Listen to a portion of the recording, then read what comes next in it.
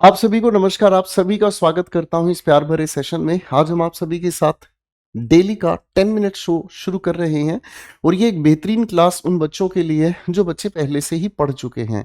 और ये है आप लोगों की इंग्लिश की वो एग्जामिनेशन बेस्ड क्वेश्चंस जो अच्छे से अच्छे स्टूडेंट्स को हिला सकते हैं। सबसे पहली बात तो ये क्लासेस केवल उन्हीं बच्चों को मज़ेदार लगेगी जो बच्चे पहले पढ़ चुके हैं। अगर आप लोगों ने अपनी इंग्लिश को एक बार आखिरी बार अच्छे से तैयार नहीं किया है तो आपके लिए मैं एक बेहतरीन बैच लेकर आया हूं, और जो बैच अपने आप में एक कंप्लीट बैच है जिसके अंदर आपको मैथ्स, इंग्लिश, रीजनिंग और जीएस की चिंता करने की जरूरत नहीं है, क्योंकि आप सभी के सामने पेश है एक ऐसी धुरंधर टीम जिसके अंदर कहीं पर भी कोई भी आप लोगों की तैयारी में कमी नहीं छोड़ी जाएगी। ये अपने आप में प्री प्लस मेंस दोनों लेवल के लिए तैयार करता है और ये बैच शुरू किया जा रहा है 1 फरवरी से। तो आप अगर पहली बार कोचिंग लेना चाहते हैं तो ये बैच आपके लिए सबसे ज्यादा इंपॉर्टेंट है। तो चलिए अब हम शुरू करते हैं अपनी पढ़ाई। पहला सवाल आप सभी के सामने है, that certain state governments have किस वजह से आया? क्योंकि इसका सब्जेक्ट अपने आप में प्लूरल है। दैट यहां किस लिए आया? क्योंकि ये लिखा हुआ अपने आप में एक नाउन क्लॉज है। आगे लिखा है, इन्वोक किया है आर्केइक लॉज को टू सप्रेस, दबाने के लिए किस चीज को? डिसेंट। डिसेंट का मतलब होता है डिसएग्रीमेंट, आपसी जहां विचार नहीं मिलते हैं। आगे लिखा, does not only reflect legal opportunism but also undermines. अब ये है मजेदार सवाल हमारे सामने। हमें एक कोरिलेटिव कंजंक्शन के बारे में ध्यान देना होगा, नॉट ओनली और इसी के साथ हमारे सामने को रिलेट करने के लिए बट ऑल्सो की जरूरत है। मजेदार बात यह है कि यहाँ पर ये जो दो ब्लैंक्स मैंने आपके लिए बनाए हैं, यहाँ ये बात हमें समझनी है कि अगर इस पार्ट में हमें वर्ब देखने को मिल रही है तो इस पार्ट में भी हमें वर्ब चाहिए। यहाँ पर नाउन या प्रोनाउन अगर लिखा है तो यहाँ पर भी नाउन या प्रोनाउन हमें चाहिए। ठीक इसी तरीके से अगर यहाँ लिखा एडजेक्टिव तो यहाँ पर भी चाहिए एडजेक्टिव, और यहाँ लिखा अगर एडवर्ब तो यहाँ पर भी हमें चाहिए एडवर्ब। इसी को हम जनरल लैंग्वेज में पेयर कंजंक्शन के नाम से भी जानते हैं। अब यहाँ बट ऑल्सो के साथ क्या लिखा है? प्रेजेंट इंडेफिनिट की सिंगुलर फॉर्म। बोलो हाँ। अगर हम ध्यान से समझेंगे तो नॉट ओनली अपने आप में कोरिलेटिव कंजंक्शन का काम कर रहे हैं, तो डज और यहाँ रिफ्लेक्ट का तो कोई सेंस अलग अलग लिखने का है ही नहीं। हमारा प्रेजेंट इंडेफिनिट जब पॉजिटिव बनता है तो सिंगुलर वर्ब के साथ हम लोगों को एस या ईएस जोड़ना पड़ता है, तो करेक्शन की रिक्वायरमेंट हमें यहाँ पड़ती है। तो ये एक बेहतरीन सवाल है, एग्जाम में कंफ्यूज कर सकता है। यहाँ आपको पूरी डिटेल इसकी मिल जाती है। क्वेश्चन नंबर 2 को ध्यान से देखते हैं। अ बॉम्ब एक्सप्लोडेड, एक बॉम्ब फटा समवेयर नियरली। अब मेरे बच्चों अगर नियरली को हम समझने की कोशिश करते हैं तो ये एडवर्ब है। अब इस नियरली का मतलब क्या होता है? अपने आप में ये डिग्री बताने की कोशिश करता है, ऑलमोस्ट यानी कि अप्रोक्सीमेशन बताने का काम करता है, लगभग या किसी चीज का अनुमान बताता है। ठीक है ना जी।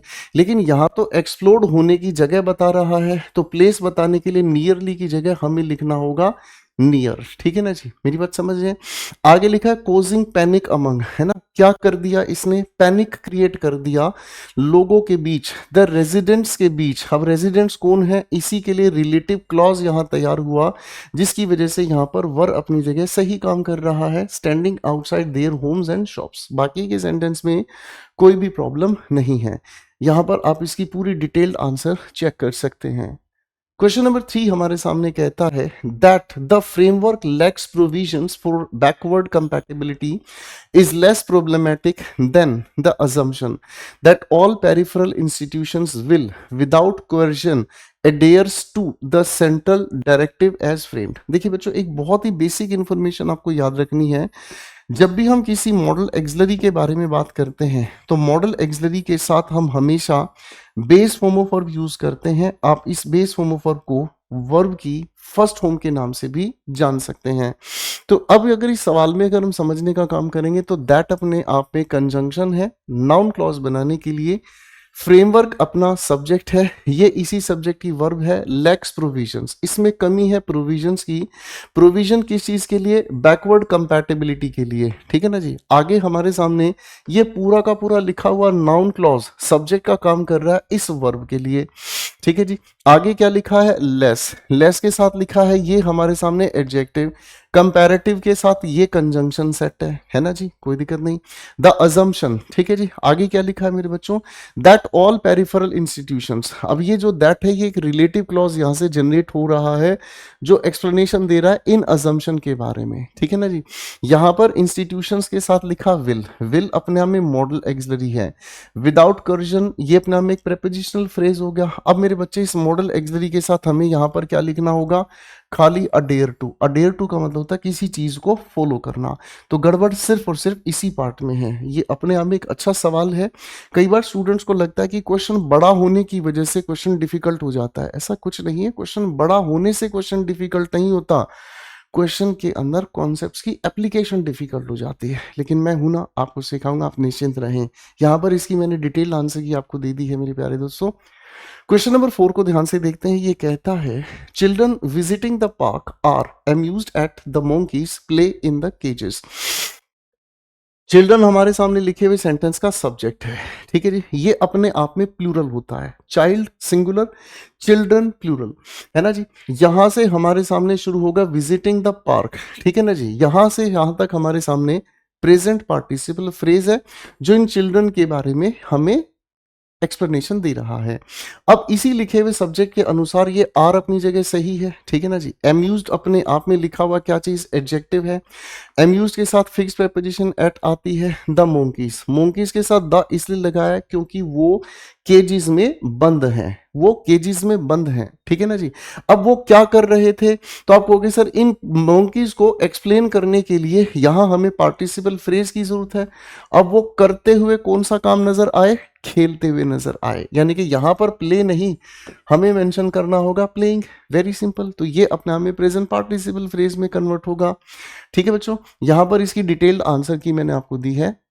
मैं आपको इसीलिए कह रहा हूं, जो बच्चा पहली बार इस क्लास को देख रहा होगा शायद उसको ये जो शब्द है भारी भरकम लग रहे होंगे, और जो बच्चे पहले पढ़ चुके हैं उन्हें अगर महसूस होता है कि यार मेरी तैयारी में ऐसे शब्दों की जानकारी तो थी नहीं, ऐसी क्लैरिटी मेरे अंदर नहीं आई जैसे सर ने क्वेश्चन को तोड़ा, तो मेरे दोस्त अभी भी मौका है आप लोगों के पास, क्योंकि आने वाले समय में एग्जाम्स जब सामने आएंगे उस समय हम इस बीते हुए समय को वापस लाकर नहीं रख सकते आपके सामने। अभी भी समय है, आप अपने समय को सही तरह यूटिलाइज करें और इस धुरंधर बैच को, एक ऐसे बैच को जिसके अंदर हर तरह की परफेक्शन आपको मिलेगी। मेरे दोस्तों, जीएस को बिल्कुल अलग अलग हिस्सों में बांटकर आपको तैयार किया जाएगा करंट अफेयर्स के साथ, तो ये आपके लिए अब ज्यादा जरूरी बन जाता है। अब की बार, आखिरी बार सिलेक्शन के लिए तैयार, ठीक है बच्चों। बढ़ते हैं क्वेश्चन नंबर 5 की ओर। ये कहता है so intense was the resistance that the proposal not only failed, आगे लिखा है but also faced with wide spread. अब देखो सवाल को ध्यान से समझते हैं। सो एडवर्ब है, इंटेंस अपने आप में एडजेक्टिव है, आगे लिखा है वॉज द रेसिस्टेंस। इस रेसिस्टेंस को सब्जेक्ट हम मानते हैं, ये इन्वर्जन किया गया है, ठीक है जी। अब इस सब्जेक्ट की वजह से यहां पर वॉज लिखा हुआ नजर आ रहा है, ठीक है ना जी। आगे इसने लिखा है सो के साथ दैट को पेयर बनाया है, ठीक है ना जी, कोई दिक्कत नहीं। द प्रोपोजल, अब प्रोपोजल हमारे सामने सब्जेक्ट है, नॉट ओनली किसके साथ पेयर बना रही है, वर्ब की सेकंड फॉर्म के साथ, तो बट ऑल्सो किसके साथ बना रहा है पेयर, वर्ब की सेकंड फॉर्म के साथ। फेस अपने आप में होता है किसी चीज को झेलना, किसी चीज के सामने आ जाना, मेरी बात समझ रहे हैं। तो फेस अपने आप में एक ट्रांजिटिव वर्ब है, ट्रांजिटिव वर्ब के साथ हम प्रेपोजिशन लगाते ही नहीं, तो इसी वजह से यहाँ इस विद की हमें जरूरत नहीं है, ठीक है जी। यहां हमें इस विद की जरूरत नहीं है, ये अपने आप में यहाँ सुपरफ्लोस यूज हो गया है। Wide spread criticism across institutional, आगे लिखा है स्टेक होल्डर्स। बाकी की बातचीत अपनी जगह बिल्कुल सही है, आप इसकी एक्सप्लेनेशन भी यहाँ पर देख सकते हैं। क्वेश्चन नंबर 6 को ध्यान से देखते हैं। He did not hardly know, आप सभी लोग जानते हैं हार्डली के बारे में, क्या जानते हैं, ये नेगेटिव फ्रीक्वेंसी भी हमें बताता है ना, ये नेगेटिव फ्रीक्वेंसी बताता है। इक्विवेलेंट होता है ये सेल्डम के, इक्विवेलेंट होता है ये किसके, सेल्डम के, ठीक है ना जी, ओके। और यही अपने आप में नेगेटिव डिग्री यानी कि नेगेटिव अमाउंट बताने का भी काम करता है। कुल मिलाकर दोनों ही तरफ ये नेगेटिव अगर हो गया है तो हम ये जान गए हैं मेरे प्यारे दोस्तों, डिड के साथ बेस फॉर्म ऑफ वर्ब आती है, बिल्कुल ठीक होगा। डिड के साथ अगर हम लोगों ने नोट को यूज किया, हार्डली को देख रहे हैं, तो ये दोनों आपस में तालमेल नहीं बना रहे हैं। तो इसका मतलब हमें ये समझ में आया, या तो हम इस यहां से हार्डली को हटा दें तो डिड नॉट नो अपनी जगह बिल्कुल सही काम कर रहा है। अगर मैं सिर्फ और सिर्फ हार्डली को यहां पर रखने का काम करूं तो मुझे डिड को नोट को दोनों को हटाना होगा और यहां पर न्यू करना होगा। ऐसी सिचुएशन में प्रायोरिटी हम किसको देते हैं? प्रायोरिटी हम इस पॉइंट को देते हैं, ना कि इसको। तो ये अपने आप में एक बहुत ही साफ सुथरा क्वेश्चन है, टेंसेस के बेसिक्स में आपको सिखाया जाता है। ठीक है बच्चों, क्वेश्चन नंबर 7 को अब ध्यान से सीखने का समय आ गया है। कहता है ये सवाल, the patient had no alternative but. ठीक है ना जी, देखो ये हमारे सामने है क्या चीज? फाइनाइट वर्ब है, जो कि वर्ब की सेकंड फॉर्म लिखी हुई है। पेशेंट के पास नहीं है, हैड नो ऑल्टरनेटिव, कोई चॉइस नहीं है। तो नो के साथ ये लिखा हुआ नाउन और इसी के साथ बट अपनी जगह सही काम कर रहा है। फाइनाइट वर्ब के ठीक बाद हमें चाहिए क्या चीज? नॉन फाइनाइट वर्ब, और वो भी किसमें? इन्फिनिटिव के फॉर्मेट में। ठीक है ना। अब आपको ये भारी भरकम शब्द लग रहे हैं, मैंने कहा ना अगर पहली बार सीख रहे हो तो अच्छे से सीखो दोस्तों। जल्दबाजी में सीखा हुआ नुकसान दे जाता है, मिलता कुछ नहीं है।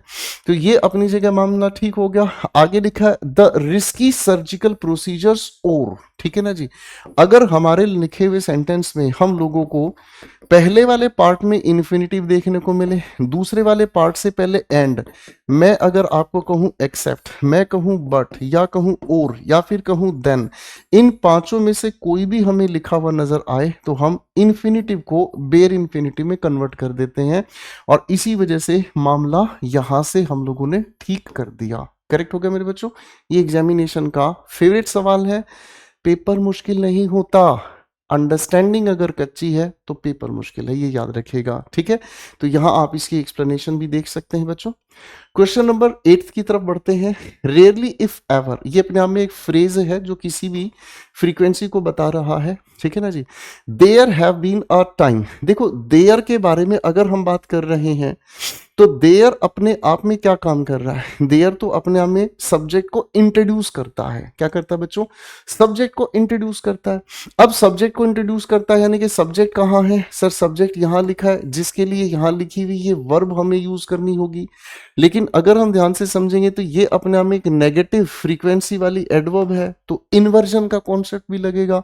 इन्वर्जन का कॉन्सेप्ट लगाने का मतलब क्या हुआ? और टाइम की वजह से तो इसको हम सिंगुलर करेंगे, और ये सिंगुलर यहां से हटके हमें यहां लिखना होगा। तो क्या कहेंगे?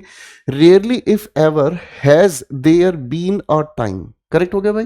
तो यहाँ इन्वर्जन का भी कॉन्सेप्ट हमें लगाना है और सब्जेक्ट वर्ब एग्रीमेंट का कॉन्सेप्ट भी हमें लगाना है। तो ये हमारे सामने इसके लिए करेक्ट आंसर हो गया। मजेदार सवाल है, फिर से कह रहा हूं मेरे दोस्तों, बेसिक से टॉप लेवल पर जाने के लिए इससे बेहतरीन कोई टीम नहीं है। फिर से जरूर इसको याद रखिएगा। क्वेश्चन 9 को समझते हैं।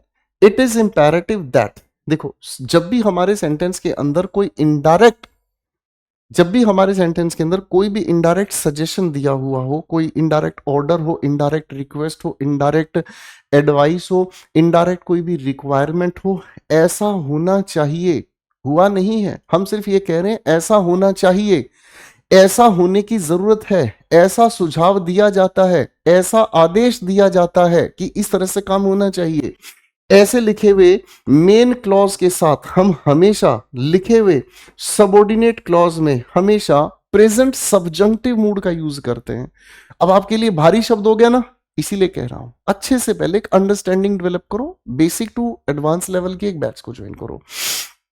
तो इसके साथ कोई भी सब्जेक्ट लिखा हुआ मिले, हमें उसके साथ हमें base form of verb use करनी होती है। तो ये बहुत ज्यादा आवश्यक है कि क्या आवश्यक है? He understands. तो यहां से अगर मेन क्लॉज में एक इनडायरेक्ट आवश्यकता बताई जा रही है, रिक्वायरमेंट बताई जा रही है, तो आप इसके लिए यूज करने का काम करेंगे बेस फॉर्म ऑफ वर्ब।